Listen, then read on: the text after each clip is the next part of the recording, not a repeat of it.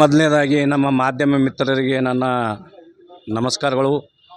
ಈಗಾಗಲೇ ಕರ್ನಾಟಕದಲ್ಲಿ ನಿಮಗೆ ಗೊತ್ತಿದ್ದಂಥ ವಿಷಯ, ಇವತ್ತು ರಿಸರ್ವ್ ಬ್ಯಾಂಕ್ ಇರ್ಬೋದು, ನಬಾರ್ಡ್ ಇರ್ಬೋದು. ಇವತ್ತು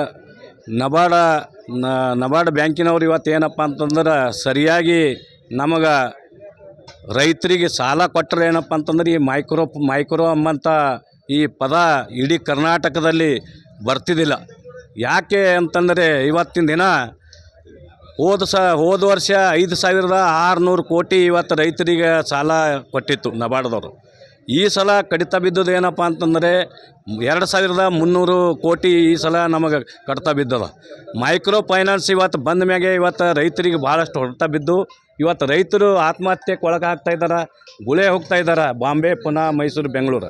ಅದಕ್ಕೆ ಕೂಡಲೇ ಈಗ ನಾವು ಸರ್ಕಾರಕ್ಕೆ ಮಾನ್ಯ ಮುಖ್ಯಮಂತ್ರಿಗಳಿಗೆ ಒತ್ತಾಯ ಮಾಡ್ತಾಯಿದ್ದೀವಿ. ಏನಪ್ಪ ಅಂತಂದ್ರೆ ಕಲಬುರಗಿಯಲ್ಲಿ ಕೂಡ ಇಡೀ ತಾಲೂಕಿನಲ್ಲಿ, ಕಲಬುರಗಿ ಜಿಲ್ಲೆಯಲ್ಲಿ ಒಂದೊಂದು ಹಳ್ಳಿಯಲ್ಲಿ ಇವತ್ತೇನು ಸಾಲ 50,000 1 ಲಕ್ಷ ರೂಪಾಯಿ ಕೊಟ್ಟು ಇವತ್ತೇನದ ಬಡ ರೈತರಿಗೆ ಇವತ್ತೇನು ಮೈಕ್ರೋ ಫೈನಾನ್ಸ್ ಏನು ತಂದಿಟ್ಟದ, ಇವತ್ತು ಅವರು ಗುಳೆ ಹೋಗಕ್ಕೆ ಮೈಕ್ರೋ ಫೈನಾನ್ಸೇ ಕಾರಣ ಇವತ್ತು.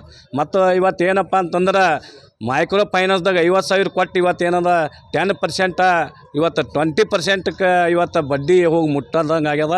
ಕೂಡಲೇ ಅದು ನಿಲ್ಲಬೇಕಂತೇಳಿ ನಾವು ಇವತ್ತು ಮಾನ್ಯ ಮುಖ್ಯಮಂತ್ರಿಗೆ ಕಲಬುರಗಿ ಕರ್ನಾಟಕ ರಾಜ್ಯ ರೈತ ಸಂಘದಿಂದ ಏನಪ್ಪ ಅಂತಂದ್ರೆ ನಾವು ಪತ್ರಿಕೆಗೋಷ್ಠಿ ಮಾಡಿದ್ದೀವಿ.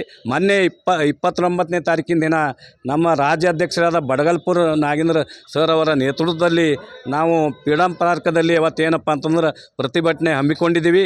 ಅವತ್ತು ನಬಾರ್ಡ್ ಬ್ಯಾಂಕಿನಿಗೂ ಕೂಡ ನಾವು ಹೋಗಿದ್ದೇವೆ ಮತ್ತು ರಿಸರ್ವ್ ಬ್ಯಾಂಕಿನಿಗೂ ರಾಜ್ಯ ಅಧ್ಯಕ್ಷರು ನಮಗೆ ಕರ್ಕೊಂಡು ಹೋಗಿದ್ದರು. ಅವತ್ತು ಅವ್ರು ಏನು ಹೇಳ್ತಾರಪ್ಪ ಅಂತಂದ್ರೆ ನಮ್ಮ ಕೇಂದ್ರ ಸರ್ಕಾರದವರು ನಮಗೆ ದುಡ್ಡು ಬಿಡುಗಡೆ ಮಾಡ್ತಾಯಿಲ್ಲ, ಅದಕ್ಕೆ ನಾವು ಕೊಡ್ತಾಯಿಲ್ಲ ಅಂತೇಳಿ ಅವ್ರು ಏನಪ್ಪ ಅಂತಂದ್ರೆ ನಮಗೆ ಹೇಳಿದ್ರು. ಈ ಕೂಡಲೇ ಏನಪ್ಪ ಅಂತಂದ್ರೆ ನಬಾರ್ಡ್ದವ್ರಿಗೆ ನಾವು ಏನಪ್ಪ ಅಂತಂದ್ರೆ ಹೋದ ಸಲ 5,600 ಕೋಟಿ ಏನು ಬಂದಿತ್ತು ಸರ್ಕಾರ, ಅದಕ್ಕೆ ಕೂಡಲೇ ಅದಕ್ಕೆ ನಬಾರ್ಡ್ ಕೊಟ್ಟರೆ ರೈತರಿಗೆ ಏನದ ಅನುಕೂಲ ಆಗ್ತದ. ಇಲ್ಲದಿದ್ದರೆ ರೈತರಿಗೆ ಭಾಳಷ್ಟು ಹೊಡೆತ ಬೀಳುತ್ತದೆ.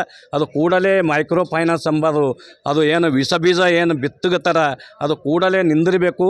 ಆ ವಿಷ ಬೀಜ ಕಿತ್ತಾರು ಹೊಡಿಬೇಕಂತೇಳಿ ಮಾನ್ಯ ಮುಖ್ಯಮಂತ್ರಿಗಳಿಗೆ ನಾವು ಕರ್ನಾಟಕ ರಾಜ್ಯ ರೈತ ಸಂಘದ ವತಿಯಿಂದ ನಾವು ಒತ್ತಾಯ ಮಾಡ್ತಾಯಿದ್ದೀವಿ.